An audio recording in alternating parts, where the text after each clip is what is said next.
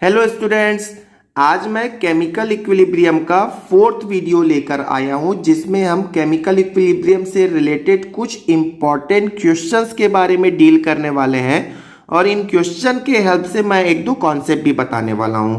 तो स्टूडेंट्स, जिन बच्चों ने शुरू के 3 वीडियो नहीं देखा है वो आप उसको जरूर देख ले, तब आपको ये वीडियो देखने में अच्छा लगेगा। और जिन बच्चों ने देख लिया है वो इस वीडियो के माध्यम से अपने आप को जज करें कि आपको कितना समझ में आया है, क्योंकि इस वीडियो में मैं आपको कुछ क्वेश्चंस के प्रैक्टिस कराने वाला हूं और ऐसे क्वेश्चन के प्रैक्टिस वाले वीडियो मैं बीच बीच में लाने वाला हूं ताकि आपका साथ साथ रिवीजन भी होता रहे और आपको रिकॉल होता रहे केमिकल इक्विलिब्रियम क्या है। चलिए स्टार्ट करते हैं वीडियो को। तो क्वेश्चन नंबर 1 आपके सामने लिखा हुआ है कि एक अभिक्रिया है H2 plus I2 gives 2HI।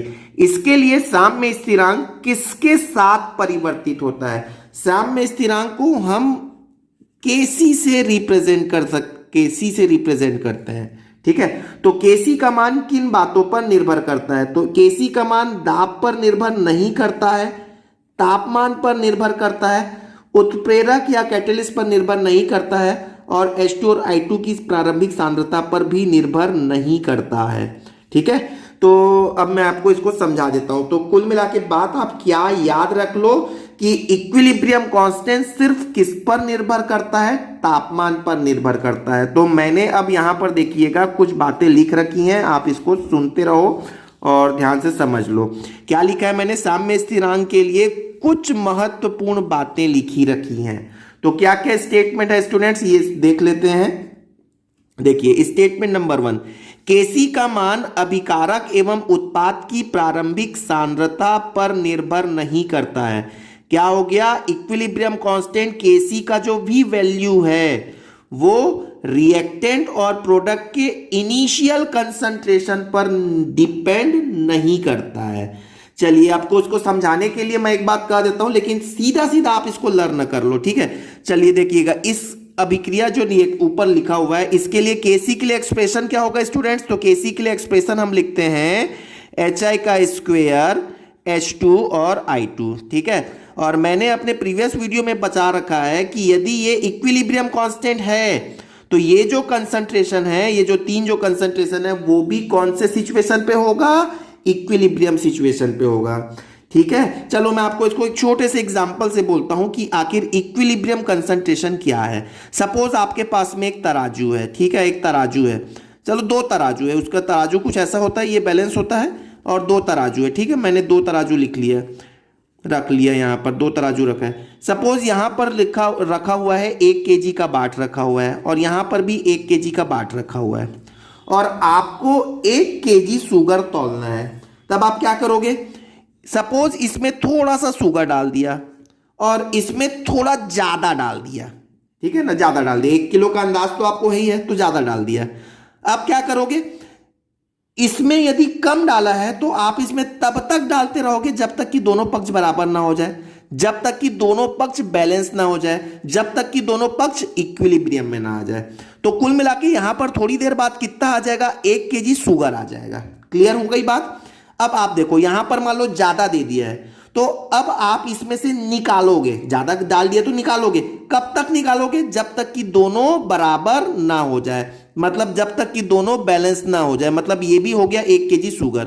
तो स्टूडेंट कुल मिला के बोलने का मतलब ये है, आपने यहां पर कम डाला, आपने यहां पर ज्यादा डाला। इनिशियली प्रारंभ में आपने यहां कम डाल दिया, ज्यादा डाल दिया, लेकिन साम्यावस्था में दोनों पक्ष बराबर हो गए कि नहीं हो गए? तो जब साम्यावस्था आ रही है तो प्रारंभिक सांद्रता या प्रारंभिक वैल्यू का कोई महत्व है क्या? नहीं। यहां पर थोड़ा कम डाला, यहां पर ज्यादा डाला, लेकिन साम्यावस्था में तो दोनों केस में 1 kg ही रहा ना। तो कुल मिला के बात क्या है, ये तो खैर 11th-12th के बच्चों को समझाने के लिए छोटा सा एग्जांपल था, बट आपके लिए ये इतना जरूरी नहीं है। तो साम्यावस्था में Kc का मान हमेशा फिक्स रहता है, ये प्रारंभिक सांद्रता पर निर्भर नहीं करता है। अगली बात देखें स्टूडेंट्स, Kc का मान उत्प्रेरक पर भी निर्भर नहीं करता है। जो कैटलिस्ट हम यूज करते हैं उससे केवल अभिक्रिया की दर चेंज होती है, अभिक्रिया फास्ट हो सकता है, स्लो हो सकता है, लेकिन उससे केसी के मान पे कोई फर्क नहीं पड़ता है। तो केसी का मान सिर्फ किस पर निर्भर करता है स्टूडेंट्स? तापमान पर निर्भर करता है, टेम्परेचर पर डिपेंड करता है। अच्छा, टेम्परेचर पर डिपेंड करता है, इसके लिए मैंने दो इंपॉर्टेंट बात लिख रखी हैं, आप इसको डायरेक्टली लर्न कर लो। इसका भी एक बड़ा एक्सप्लेनेशन है, जरूरत नहीं है, लेकिन मैं आपको बोल रहा हूं। देखो, एंडोथर्मिक रिएक्शन किसे बोलते हैं? देखो, उष्मा शोषी अभिक्रिया, हिंदी में बोलते हैं उष्मा शोषी अभिक्रिया, वो रिएक्शन जिसमें हीट एब्जॉर्ब होती है, हीट का अवशोषण होता है, देखो नाम से ही दिखा है उष्मा शोषी। ठीक है, तो एंडोथर्मिक रिएक्शन वो रिएक्शन है जिसमें उष्मा अवशोषित होती है। इस प्रकार के रिएक्शन के लिए यदि आप टेम्परेचर को बढ़ाते हैं, अप एरो है मतलब टेम्परेचर बढ़ रहा है, तो केसी की वैल्यू भी बढ़ेगी। ठीक है, और इसका जस्ट अपोजिट एक्सोथर्मिक रिएक्शन जिसमें हीट निकलती है।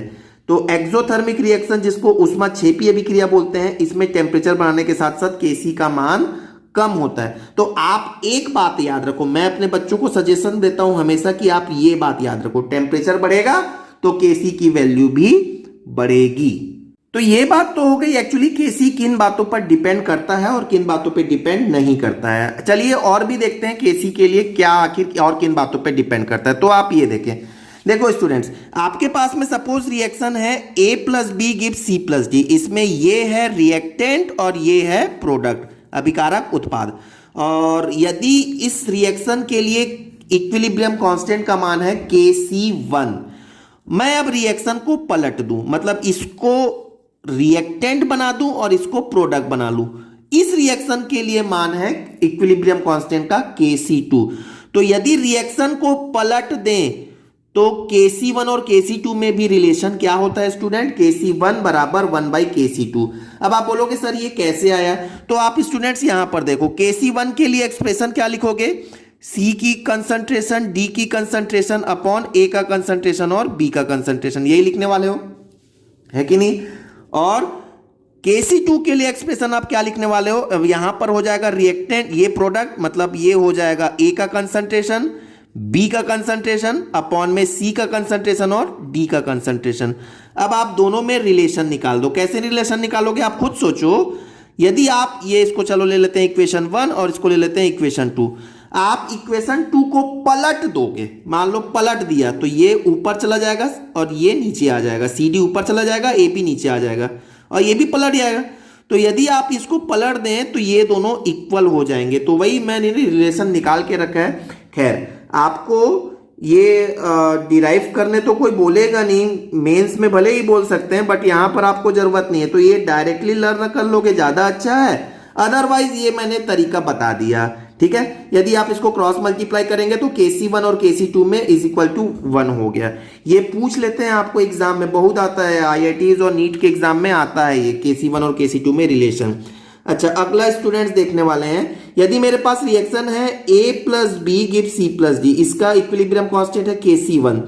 अब मैंने यदि इसके स्टाइकोमेट्रिक कोफिशिएंट को चेंज कर दिया, मतलब दोनों पक्षों में n का गुणा कर दिया, कोई फर्क पड़ेगा क्या? नहीं पड़ेगा।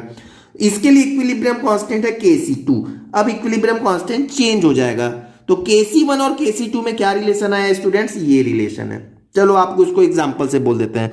सपोज आपके पास में एक रिएक्शन है H2 plus I2 gives 2HI, ठीक है, 2HI, और इसके लिए इक्विलिब्रियम कांस्टेंट है Kc1। Kc1 के लिए एक्सप्रेशन क्या होगा स्टूडेंट्स? HI का स्क्वायर H2 और I2 होगा कि नहीं होगा? ठीक है ना। और यदि मैं रिएक्शन में कुछ ऐसा कर दूं, चलो 2 का गुणा कर देता हूं, तो 2H2 plus 2I2 gives 4HI। इसके लिए इक्विलिब्रियम कांस्टेंट है सपोज Kc2, तो Kc2 के लिए एक्सप्रेशन कितना होगा स्टूडेंट्स? कैसा होगा? HI पावर में 4, H2 का स्क्वायर, I2 का स्क्वायर। अब देखो Kc1 और Kc2 में रिलेशन कैसे निकालोगे? तो आप खुद सोच लो, यदि यहां पर इस पक्ष में मैं दोनों पक्षों में स्क्वायर कर दूं, या इस पक्ष में यहां से अंडर रूट ले लूं, कुछ भी कर लो, रिलेशन निकालना है आपको, कुछ नहीं। यदि मैं इसको दोनों पक्ष को स्क्वायर कर दूं तो ये क्या हो जाएगा? Kc2 का स्क्वायर, ये भी स्क्वायर पावर 4 हो जाएगा, ये स्क्वायर और ये स्क्वायर, मतलब ये इसके बराबर हो जाएगा। मतलब ये बोल सकता हूं कि Kc1 का स्क्वायर यदि कर दूं इस साइड पे, तो ये किसके बराबर हो जाएगा, KC2 के बराबर हो जाएगा। तो क्या बात हो गई स्टूडेंट्स, अब देखो ये जो 2 का, यहां देखो इस रिएक्शन में मैंने 2 का मल्टीप्लाई कर दिया, किया कि नहीं 2 का मल्टीप्लाई, तो यही 2 का मल्टीप्लाई यहां पावर में चला जाता है। क्लियर हो गया क्या? वैसे ही आप यहां पर देखो एक रिएक्शन है ये, यदि आपने n का मल्टीप्लाई कर दिया और इसका लिए इक्विलिब्रियम कांस्टेंट है KC2, तो KC2 बराबर KC1 के पावर में n। तो यहां तक आपको बात समझ में आ गई। तो अब हमने जान लिया है कि Kc का जो वैल्यू है वो किन बातों पर डिपेंड करता है, किन बातों पे डिपेंड नहीं करता है। तो टेम्परेचर पे डिपेंड नहीं करेगा, टेम्परेचर पे डिपेंड करता है। और आखिर आपने रिएक्शन को किस तरीके से लिखा, यदि आपने रिएक्शन को लिखने का तरीका चेंज कर दिया तो Kc की वैल्यू भी चेंज हो जाएगी। अदरवाइज Kc की वैल्यू इनिशियल कंसंट्रेशन पे डिपेंड नहीं करता है, Kc की वैल्यू उत्प्रेरक पर भी डिपेंड नहीं करता है। चलिए अब इससे रिलेटेड कुछ एक दो क्वेश्चन कर लेते हैं, आपके लिए बहुत इंपॉर्टेंट है।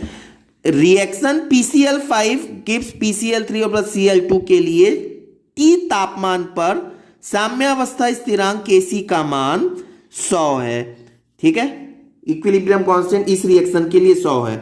अभिक्रिया PCl5, PCl3 और Cl2 मैंने हाफ का मल्टीप्लाई कर दिया, के लिए Kc का मान क्या होगा। अब आप बोलो यदि इसके लिए Kc का मान 100 है तो चलो मैंने Kc1 ले लिया 100 और Kc2 पूछा है क्या होगा। तो Kc1 और Kc2 में क्या रिलेशन मैंने बताया, तो Kc2 बराबर होता है Kc1 पावर में क्या आ जाएगा, किसका मल्टीप्लाई किया मैंने, हाफ का, तो ये यहां गया आएगा हाफ आ जाएगा। बस पावर में n तो पावर में हाफ। अब यहां पर देख लो इसकी वैल्यू कितनी दी हुई है स्टूडेंट, 100 दिया हुआ है, तो 100 का रूट लोगे कितना आएगा, 100 पावर में हाफ, कितना हो जाएगा ये 10। क्लियर हो गई ये बात, बहुत आसान है ना। तो आप डायरेक्टली याद कर लो तो ज्यादा अच्छा है, नहीं याद करना चाहते हो तो रिलेशन कैसे निकालते हैं ये मैंने बता दिया है। चलिए स्टूडेंट्स अब नेक्स्ट प्रॉब्लम करते हैं। मैंने पास यहां पर लिखा हुआ है अभिक्रिया N2 plus O2 gives 2NO के लिए तापमान T पर साम्य स्थिरांक का मान दिया हुआ है 4 इंटू 10⁻⁻4। मतलब Kc की वैल्यू, Kc1 ले लेते हैं, Kc1 की वैल्यू आपको नोन है 4 इंटू 10⁻⁻4। कौन से रिएक्शन के लिए, तो आपके लिए रिएक्शन है N2 plus O2 gives 2NO के लिए आपको Kc की वैल्यू ये दी हुई है और आपको निकालना है, देखिएगा आगे पढ़ें, अभिक्रिया NO gives half N2 plus half O2 के लिए उसी तापमान पर Kc का मान निकालना है। मतलब आपने यहां पर रिएक्शन देखो क्या लिखा हुआ है, NO gives half N2 plus half O2। मतलब आपने स्टूडेंट्स यहां पर क्या किया होगा, एक तो रिएक्शन को पलट दिया कि नहीं, देखो यहां पर ये प्रोडक्ट है, वही यहां पर रिएक्टेंट बन गया। रिएक्शन को पलटने के साथ साथ आपने देखो 2 से भाग भी दे दिया, 2 से मैंने डिवाइड कर दिया है। तो हमने यदि रिएक्शन को पलटा तो रिएक्शन में क्या होता है, Kc1 और Kc2 में कैसा रिलेशन आता है, मैंने ऐसा भी रिलेशन बताया था। ठीक है, यदि रिएक्शन को पलट दिया तो ये इनवर्स हो जाता है। अब देखो दूसरा आपने यहां पर क्या मल्टीप्लाई कर दिया स्टूडेंट्स, हाफ का मल्टीप्लाई कर दिया है ना। तो यहां पर हाफ का मैं मल्टीप्लाई कर दूं तो वो हाफ जो मल्टीप्लाई करते हैं वो पावर में चला जाएगा, तो ये पावर में आ गया, दैट्स इट। तो मेरे पास में क्या रिलेशन आ गया students, Kc2 is equal to 1/√ऑफ Kc1 और Kc1 की वैल्यू कितनी दी हुई है स्टूडेंट्स, इसकी वैल्यू आपको नोन है, कितना है, क्वेश्चन के अकॉर्डिंग ये दिया हुआ है 4 इंटू 10⁻⁻4। तो 4 इंटू 10⁻⁻4 आप यहां रख लें तो 4 का रूट होता है 2 और 10⁻⁻2 मतलब 10⁻⁻4 मतलब 10⁻⁻2। मतलब Kc2 की वैल्यू क्या हो गई, 1/2 इंटू 10⁻⁻2 और -2 ऊपर चला गया, डिवाइडेड बाय 2 से कर दिया, तो Kc2 की वैल्यू कितनी आ गई स्टूडेंट्स, 50 आ गई। तो आई होप आपको यहां तक की सारी बातें आपको समझ में आ रही होंगी। चलिए अब नेक्स्ट प्रॉब्लम, एक सिंपल सा प्रॉब्लम कर लेते हैं। जैसा मैंने आपको ये बता रखा था कि अभिक्रिया CO plus Cl2 gives COCl के लिए Kp और Kc का अनुपात बताना है, the ratio of Kp to that of Kc। तो स्टूडेंट्स ये तो मैंने आपको प्रीवियस वीडियो में करा रखा है। केपी और केसी में रिलेशन क्या होता है, तो आपको पता है KP is equal to K C R T to the power delta n. यहां पर चाहो तो जी लिख लो, डेल्टा एन जी। वहां पर डेल्टा एन जी क्या होता है स्टूडेंट्स, तो ये प्रोडक्ट और रिएक्टेंट। तो प्रोडक्ट का स्टोइकोमेट्रिक कोफिशिएंट होता है यहां पर कितना है 1, एक ही कुछ नहीं लिखा है मतलब 1 प्लस सॉरी माइनस, तो 1 माइनस, ठीक है। और यहां पर रिएक्टेंट है, इसका स्टोइकोमेट्रिक कोफिशिएंट 1 प्लस 1, तो यहां पर लिख लिया 1 प्लस 1। तो अल्टीमेटली प्रोडक्ट का स्टोइकोमेट्रिक कोफिशिएंट माइनस रिएक्टेंट का स्टोइकोमेट्रिक कोफिशिएंट, तो ये हो गया कितना स्टूडेंट्स -1। तो अब आप यहां पर क्या लिख सकते हो, Kp बराबर Kc RT to the power -1, या आप इसको ऐसा लिख सकते हैं क्या, Kp is equal to Kc upon में RT, ठीक है। या आप इसको Kp बाई Kc क्या हो जाएगा फिर, Kp by Kc is equal to 1 by RT। तो ये हमारे पास में ऐसा कोई ऑप्शन है क्या, this is the correct option, ठीक है स्टूडेंट्स। तो आई होप आपको यहां तक समझ में आ गया होगा। मैं और भी आपको बीच बीच में केमिकल इक्विलिब्रियम के क्वेश्चंस के प्रैक्टिस कराने वाला हूं, पीएच के क्वेश्चंस कराने वाला हूं। तो आप को वीडियो में लगातार बने रहें, चैनल में लगातार बने रहें, इसके लिए आपको चैनल को सब्सक्राइब कर लेना चाहिए, बेल आइकॉन को प्रेस कर देना चाहिए, ताकि आपको केमिस्ट्री और फिजिक्स के लिए एसीएफ में चिंता करने की कोई ज़रूरत नहीं है। Thank you very much.